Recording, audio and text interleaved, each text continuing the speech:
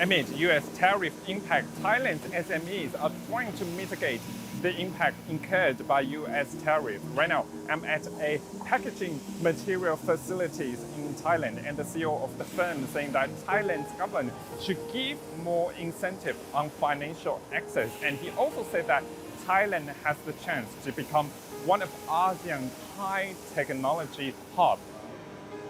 Using new technology and innovation in his factory, Alex Liao told me that small and medium-sized enterprises like his in Thailand are finding ways to maintain their competitiveness as they face growing competition from new investors amid accelerating supply chain shifts.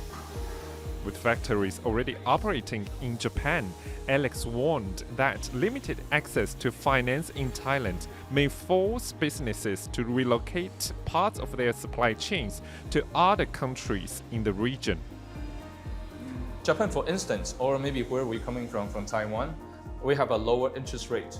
Like government really supporting the interest rate, so that means, okay, even when we borrow the fundings from government, when we return, it will be a low interest rate relative, like, okay, we need to suffer a lot because of interest rate. That will prohibit us to do the investment.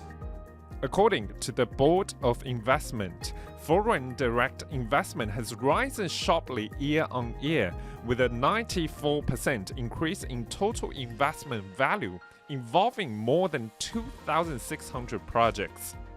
Singapore is the largest investor, followed by China, Hong Kong, the United Kingdom, and Japan. Managing another factory in Mexico, Alex suggested that Thailand needs to introduce measures to protect local businesses from China's large-scale investment, which have disrupted local supply chains in Mexico. The massive of investment from there is shaking a lot of industry. So not only because the own industry suffer, they cannot even taking care of the small to intermediate enterprise. Yeah. So the government really cut off their allowances, or maybe, for example, their investments. So that means, okay, when they come, they come slowly, not something too quick, because otherwise they will still dominate the entire market. I hope the government in Thailand can also do some preventions to make sure that, okay, everything's welcome, everything market is open, but how to kind of make sure that, okay, you will have some level to make sure that, okay, when they're coming in, it's not gonna harm for the local supply chain or some local business. With his 11 years of experience managing a factory in Thailand, Alex said that the country remains irreplaceable in industrial supply chains compared with other ASEAN nations, despite regional peers offering incentives to attract new investment. Alex emphasized Thailand's strong infrastructure and skilled talent pool, adding that the country has the potential to become a regional research and development hub.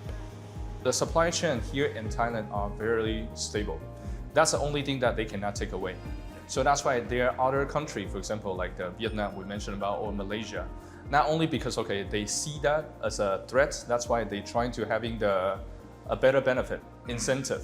So we're talking about incentive back in the day, okay? They even offer something like a first 2 year for the foreign investors, zero tax, which means zero tax, also zero tax income tax for the first 2 years, and then the other 3 years, they even offer like a 50% off.